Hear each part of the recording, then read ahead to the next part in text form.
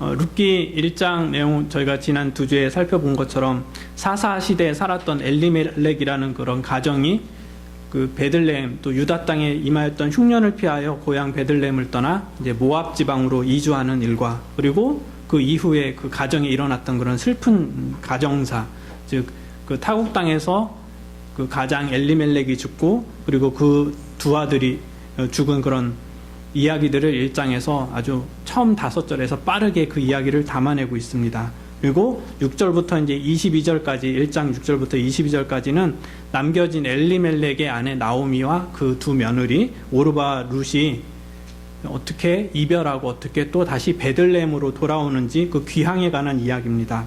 그래서 지난주에는 나오미의 회개와 그리고 오르바와의 그런 나오미와 이별의 그런 이야기를 저희가 잠깐 살펴보았습니다.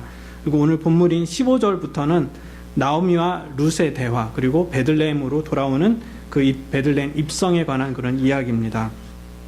우리가 읽은 15절은 나오미가 이제 며느리 룻을 설득하는 그 장면으로 시작을 합니다. 이미 나오미는 오늘 15절 이전에 룻과 그 오르바에게 여러 번 설득을 하였을 것입니다. 그래서 이제 그 며느리 오르바는 나오미 어머니의 시어머니의 얘기를 듣고 이제 자기 고향, 자기 백성, 자기 신에게로 돌아갑니다. 근데 룻은 그 어머니, 시어머니 말을 참 듣지 않습니다. 정말 못된 며느리인 것 같습니다.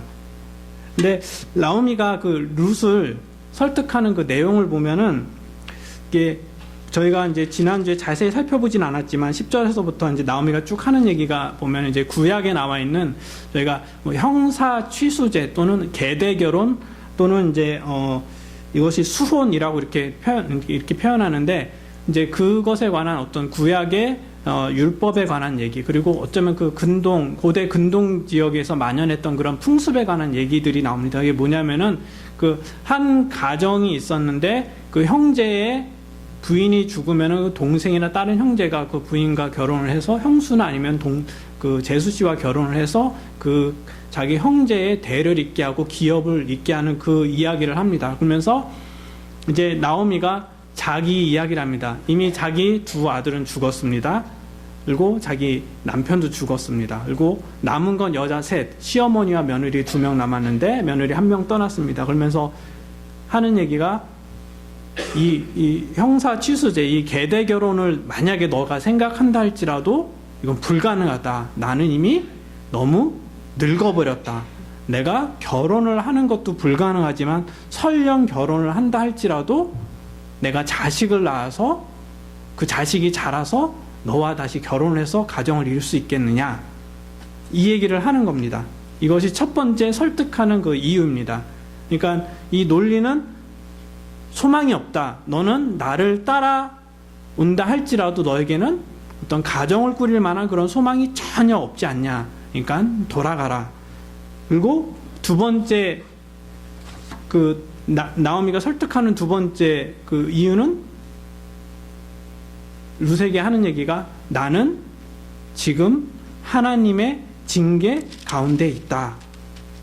즉 하나님께서, 그러니까 신이 나를 징계하시고 있기 때문에 너가 나를 따라온다면 너는 그 징계로 말미암아 더 고통스러운 삶을 살 것이다. 지금 너가 보지 않냐, 하나님이 징계하셔서 너의 남편도 죽지 않았냐, 너의 시아버지도 죽지 않았냐.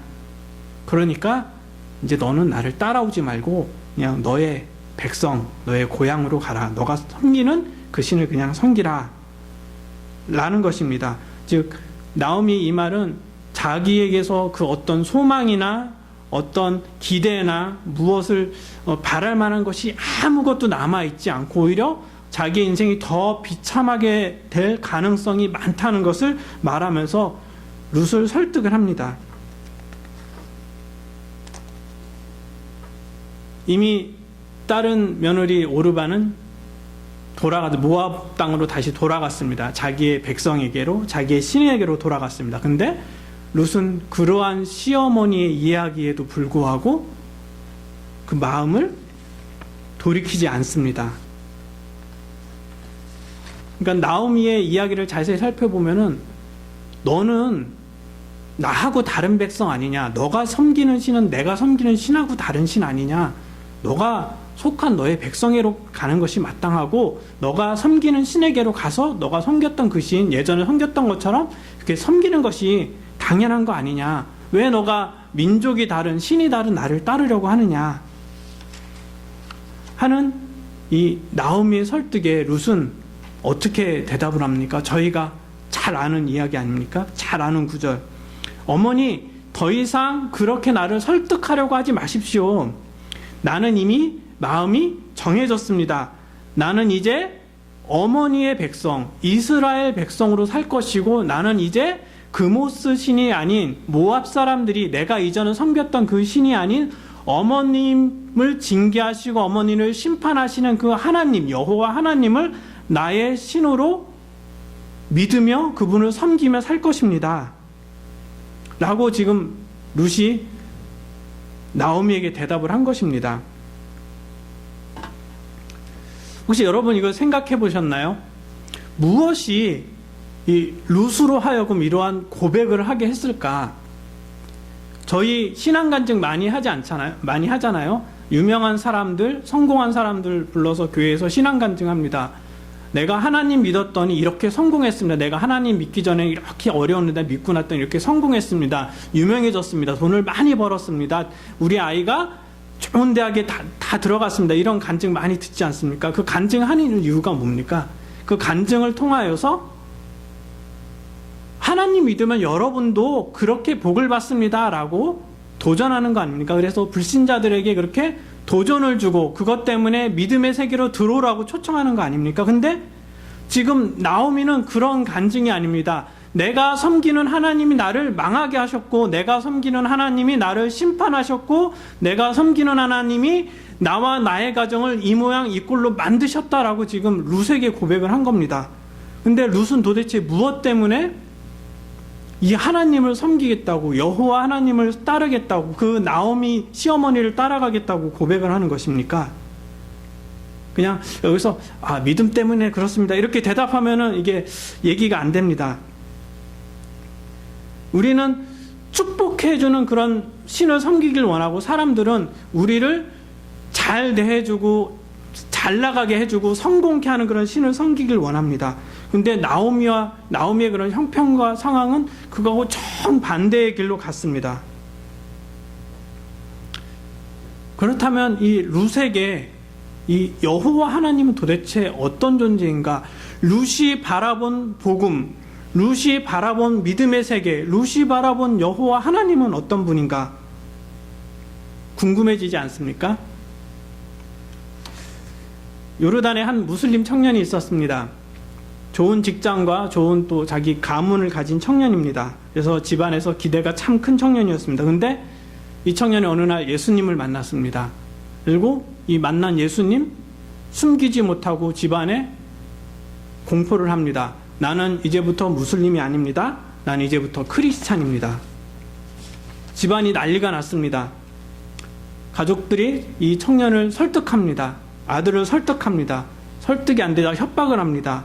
협박이 안 되자 나라에 고발을 합니다. 정보부에 고발을 합니다. 그래서 정보부에서 이 청년을 수시로 불러다가 고문을 합니다. 하루는 이 청년이 피가 흥건해서 목사님을 찾아갑니다. 지역교회 목사님을 찾아가서 도움을 청합니다. 그래서 그 목사님이 이 청년을 숨겨줍니다. 이 집에서는 이 아버지가 자기 아들을 잡으려고 사람을, 자기 온 친족들을 다 풉니다. 잡으면 죽여라. 이 청년에게 도대체 하나님은 무엇입니까? 이 청년에게 복음은 무엇입니까? 한 이라크 여자 대학생이 있었습니다. 그 이라크의 그런 난리를 피해서 요르단으로 가족들이 이주를 하였습니다. 근데 이 여학생이 예수님을 만났습니다. 이 가족들에게 발각되면은 죽습니다. 그래서 몰래 여자 선교사님을 만나 성경 공부를 합니다. 집에서는 몰래 기독교 방송을 부모님 몰래 청취를 합니다. 들키면 죽습니다. 이 이라크 여학생에게 도대체 복음은 무엇입니까? 한 요르단 청년이 있습니다. 저 북쪽 조그만 마을에 사는 청년입니다. 근데 이 청년도 예수님을 만났습니다. 근데 이 청년은 가족들에게 그 사실을 알렸습니다. 근데 가족들로부터 죽임 당하는 것은 면했지만 그 마을을 떠나야 했습니다. 자기의 고향, 자기의 친구들, 친족들을 다시는 볼 수 없습니다.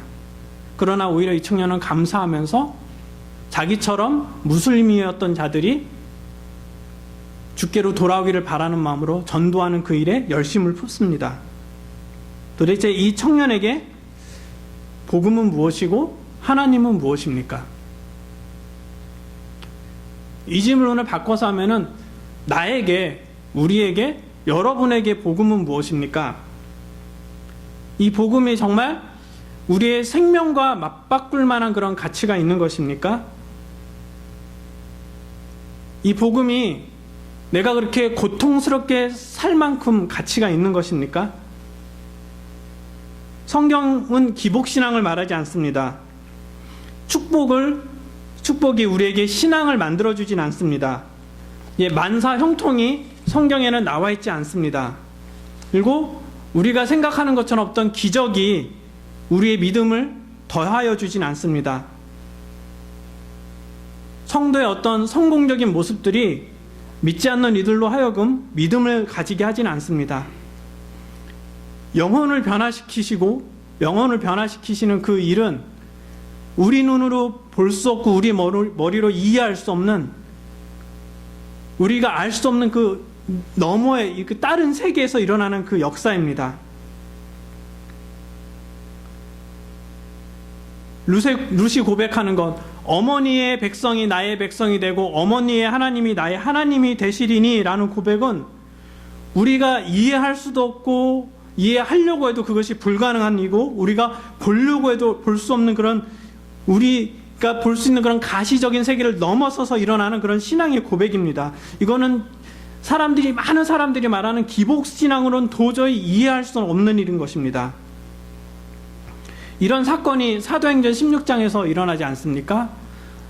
사도 바울과 실라가 감옥에 갇혔습니다. 감옥에 갇혀서 찬양을 하고 기도를 합니다. 근데 갑자기 감옥이 흔들리더니 감옥문이 다 열립니다. 그것을 지키고 있던 간수가 먼지가 뿌옇게 되자 어떻게 됩니까? 죄수들이 탈옥했구나.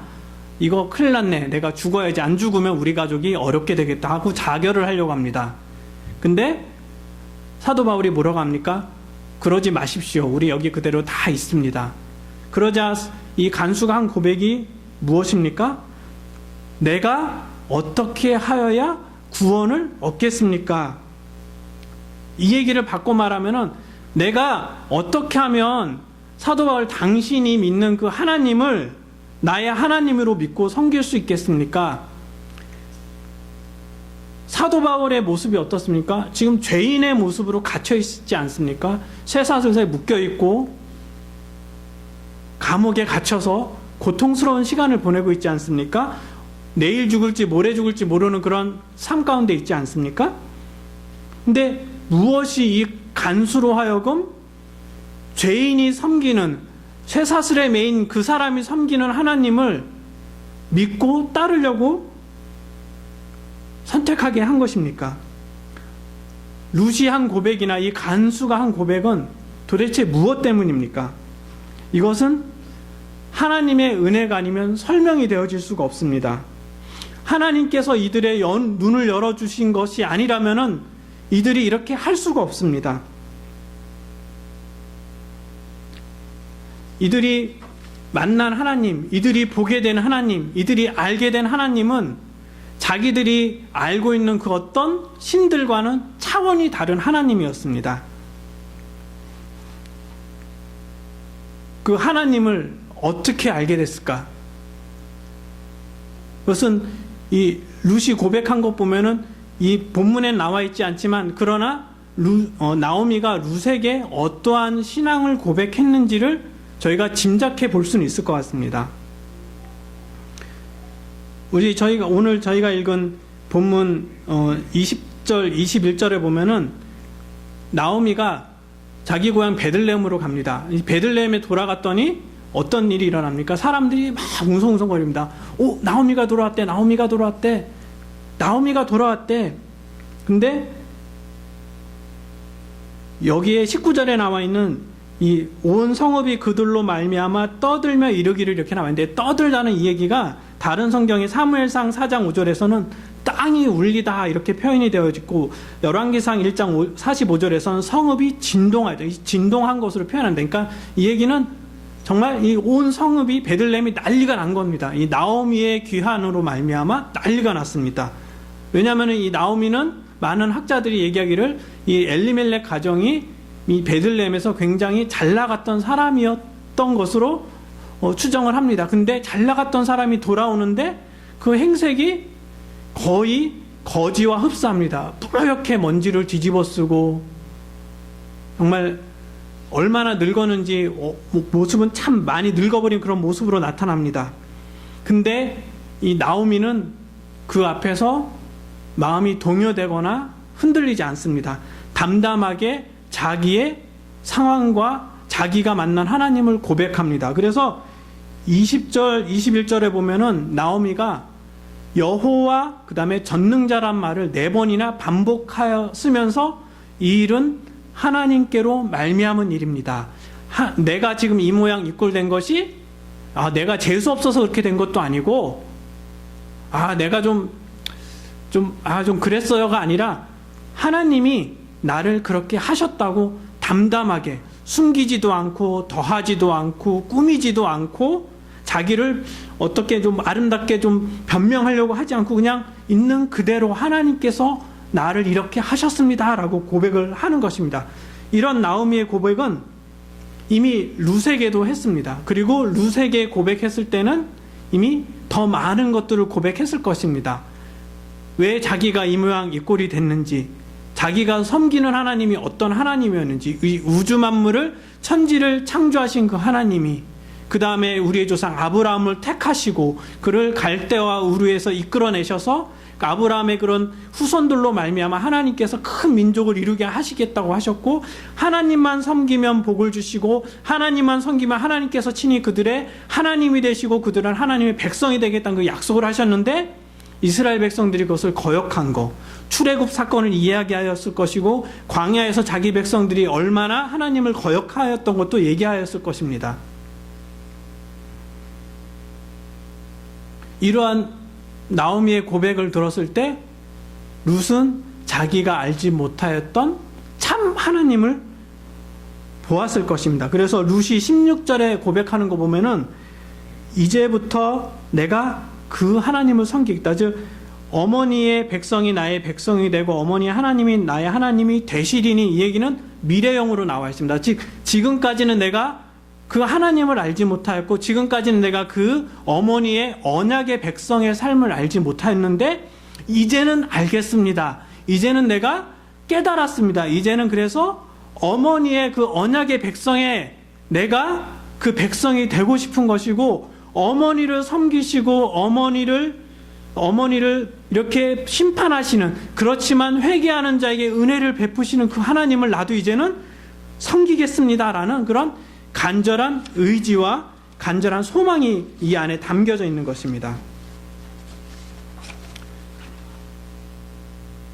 그래서 사도 바울은 그 로마로 잡혀가기 전에 아그리빠 왕 앞에 서게 됩니다. 그래서 아그리빠 왕이 이런저런 질문을 하게 됩니다. 근데 사도 바울이 감히 왕 앞에서 어떤 말을 하냐면, 말이 적으나 많으나 당신뿐 아니라 오늘 내 말을 듣는 모든 사람들도 다 이렇게 결박된 것 외에는 나와 같이 되기를 원하나이다. 이 결박된 이 상황, 죄인의 몸이 된 이 상황 빼고는 당신들도 나와 같이 되기를 원합니다. 그것은 무슨 고백입니까? 당신들도 내가 섬기는 하나님, 내가 생명을 다 바쳐서 섬기는 이 하나님을 당신도 만났으면 좋겠고 당신도 섬겼으면 좋겠습니다. 바울이 소유한 이 복음, 이 생명, 이 믿음은 이 땅에 있는 그 어떤 논리나 이론으로도 설명이 되어줄 수가 없습니다. 그렇기 때문에 바울은 더 큰 확신을 가지고 있는 거고, 그래서 감히 죄수가 왕 앞에서 그런 무모한 도전을 하고 있는 것입니다.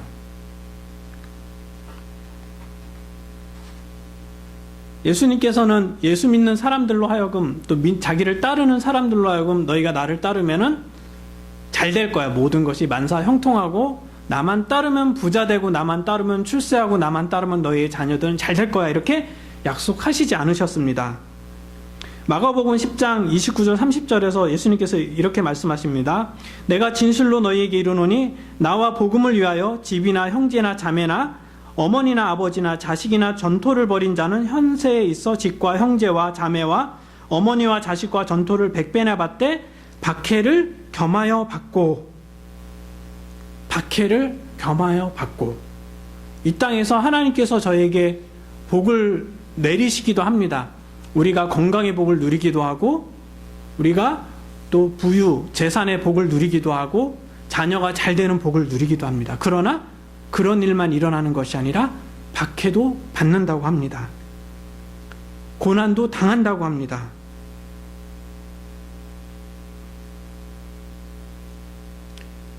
전도라는 것은 그냥 만사형통을 전하는 그 일이 아닙니다. 예수 믿으면 모든 것이 잘 될 거야. 기복신앙을 전하는 것이 아닙니다.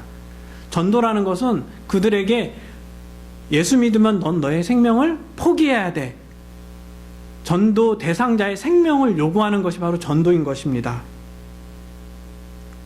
사도 바울은 그래서 갈라디아서 2장 20절에 뭐라고 말하였습니까? 내가 그리스도와 함께 십자가에 못 박혔다고 하였습니다. 이제 사는 것이 내가 사는 것이 아니라고 합니다. 나를 사랑하사 나를 위하여 자기 자신을 버리신 하나님의 아들을 믿는 믿음 안에서는 새로운 삶을 사는 것을 얘기하는 것입니다. 그래서 복음은 어떻게 보면은 저희가 때로는 복음을 전할 때 가시적인 것을 얘기할 수도 있지만 그러나 복음을 전하는 것은 보이지 않는 세계, 우리가 히브리서 11장 1절에 말씀하신 것처럼 보이지 않는, 눈으로 보지 않는 세계가 마치 지금 현재 있는 것과 같은 그런 믿음을 가지고 그들에게 전하는 것입니다. 그들이 보이지 않는 세계를 오늘 내 앞에 있는 것처럼 믿게 하는 것이 바로 전도인 것입니다. 그래서 여기에 어떤 기적이 따를 수 있습니다. 이적이 따를 수가 있고 축복이 어떤 저희가 보는 가시적인 축복이 따를 수 있습니다. 그러나 그것이 항상 요구되어지는 그런 필요한 조건들은 아닙니다. 사도 바울이 전할 때 병자들이 낫습니다. 베드로가 얘기할 때 안진뱅이가 일어나기도 합니다. 그런 가시적인 일들이 일어나기도 합니다. 그러나 항상 일어나는 것이 아니고 또 항상 그 기적이 사람들로 하여금 믿음에 이르게 하지 않습니다. 여러분들 구약 성경에 아합 왕을 아십니까? 아합 왕이 살았던 시대가 어떤 시대인지 압니까? 그 아합 왕이 살았던 그 시대를 잘 읽어보면은 마치 사복음서를 읽는 듯한 느낌이 듭니다. 왜냐하면은 아합 왕이 살았던 엘리야와 엘리사가 살았던 그 시대만큼 많은 기적이 일어났던 때가 없습니다. 수많은 기적이 일어납니다. 엘리야가 기도하니까 비가 오지 않습니다. 엘리야가 기도하니까 비가 옵니다. 엘리야가 기도하니까 하늘에서 불이 내립니다. 근데 아합 왕이 믿었습니까? 아합 왕의 믿음이 자랐습니까? 아닙니다. 더 악하여졌고 더 하나님을 대적하였고 오히려 하나님의 사람 엘리야를 죽이려고 하였습니다. 기적은 우리의 믿음을 만들어 주는 것이 항상 아닙니다. 하나님께서 그렇게 일하시는 하나의 방법이고 수단이지 그것이 항상 통용되어지는 것이 아닙니다. 그렇기 때문에 룻은 시어머니의 고난, 시어머니의 심판을 통하여서 하나님을 만난 것입니다.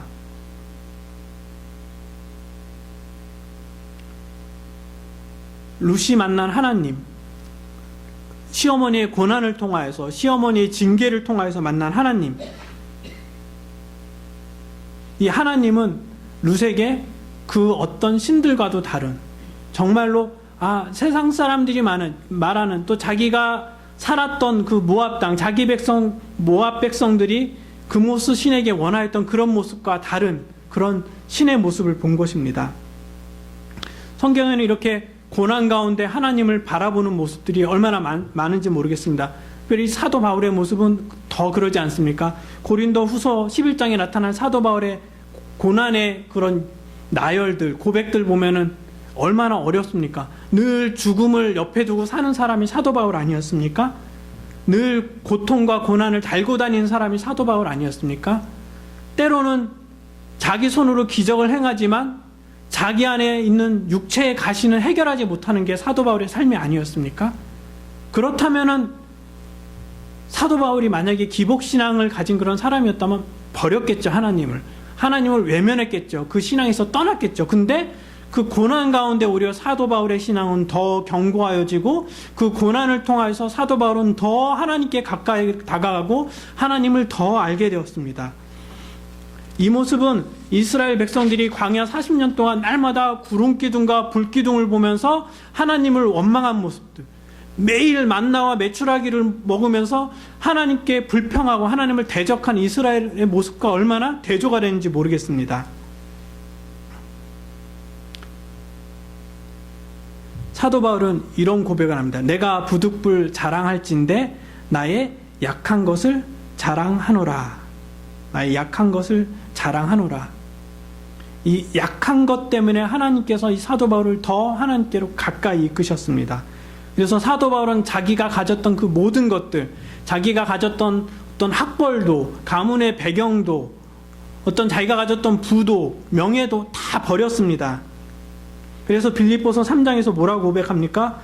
그러나 무엇이든지 내게 유익하던 것을 내가 그리스도를 위하여 다 해로 여길 뿐더러 모든 것을 해로 여김은 내 주 그리스도 예수를 아는 지식이 가장 고상함을 인함이라. 내가 그를 위하여 모든 것을 잃어버리고 배설물로 여기면 그리스도를 얻고 그 안에서 발견되려 함이니.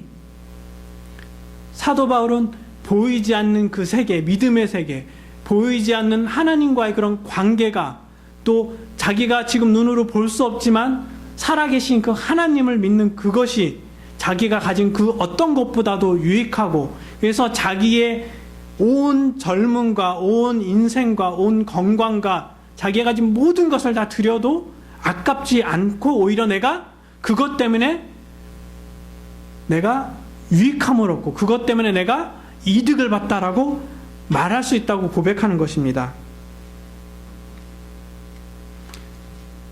복음이란 이런 것입니다. 그냥 단순히 복음이 저희가 아는 것처럼 복음, 굿뉴스입니다. 그래서 예수천당 불신조입니다. 이것이 아닙니다. 복음은 그거보다 더 크고 더 깊고 더 넓습니다. 복음은 우리의 인생을 송두리째 집어삼키고 우리의 모든 지식과 가치 체계와 삶의 양식을 바꿔버리는 것이 복음입니다. 그래서 복음은 우리가 더 이상 이 땅에 속한 자로 살지 않고 보이지 않지만 이미 임한 그 하나님의 나라를 보는 것처럼 그 하나님의 백성으로 살아가게 하는 것이 복음인 것입니다.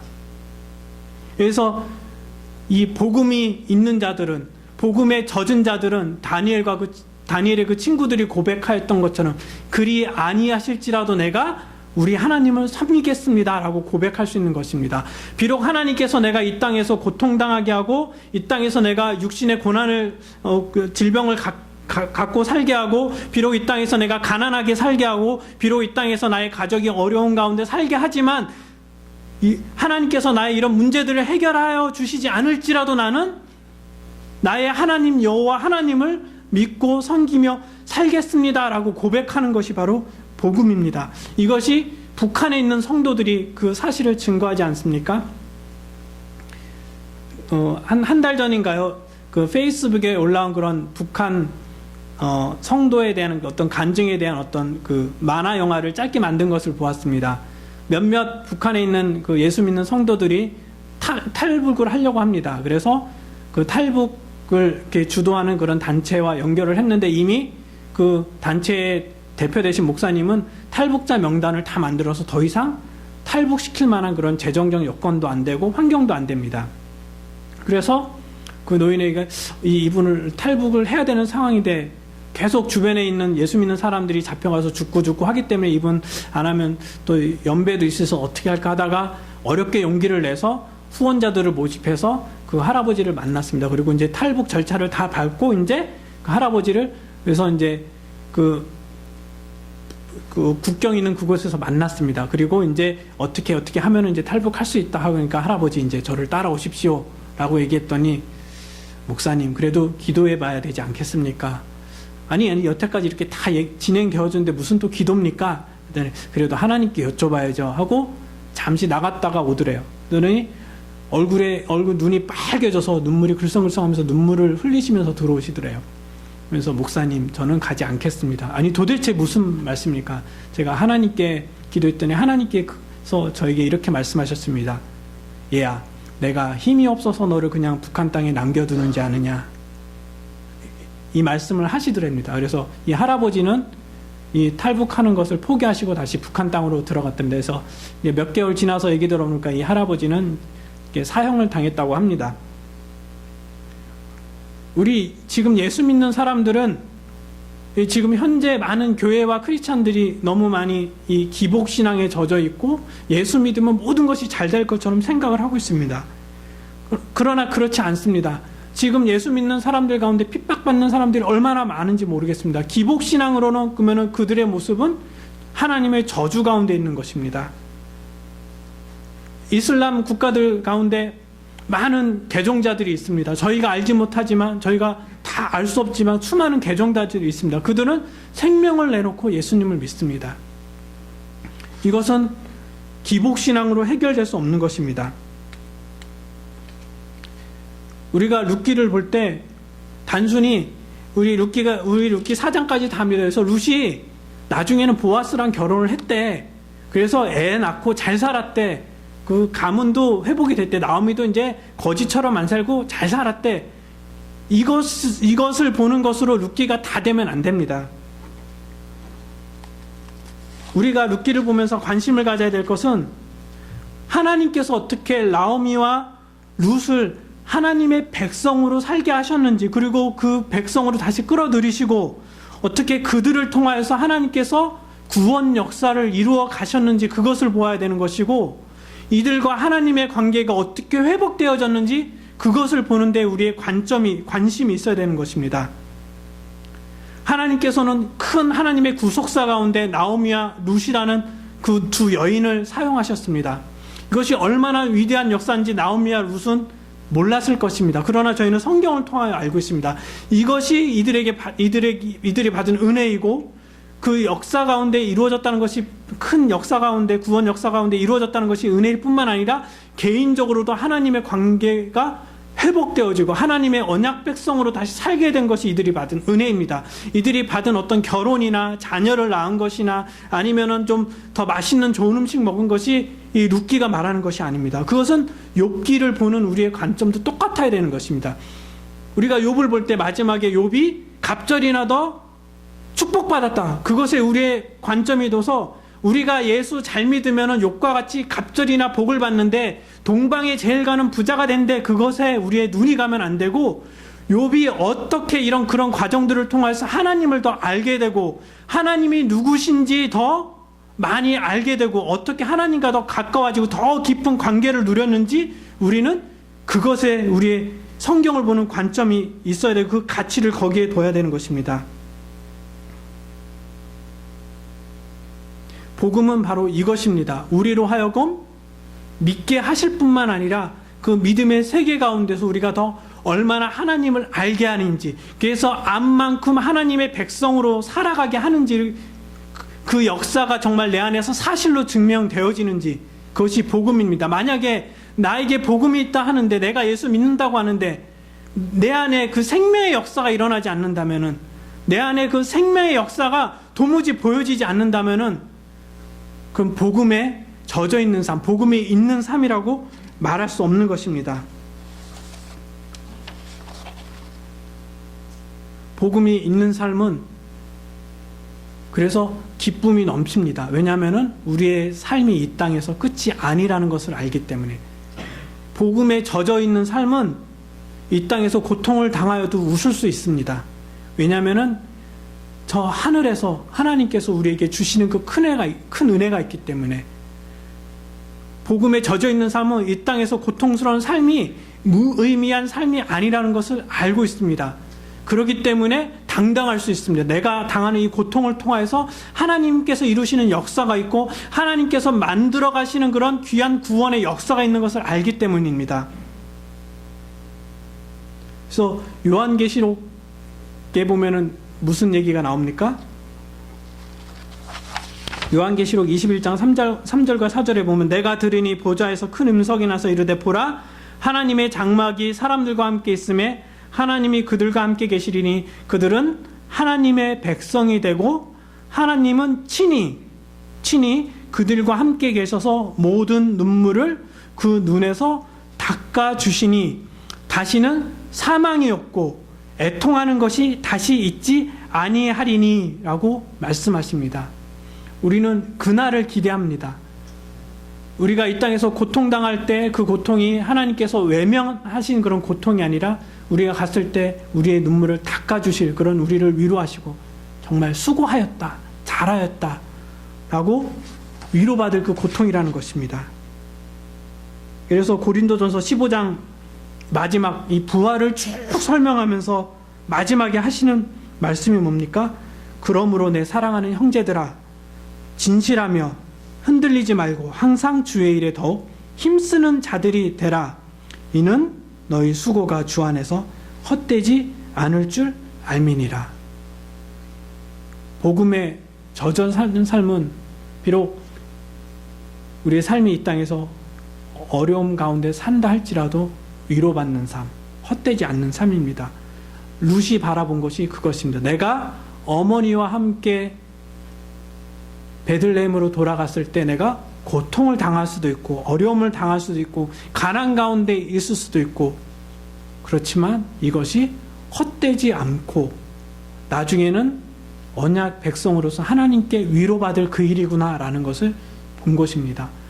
복음은 우리의 눈을 열어서 이 땅 너머에 있는 세계를 보게 하는 것입니다.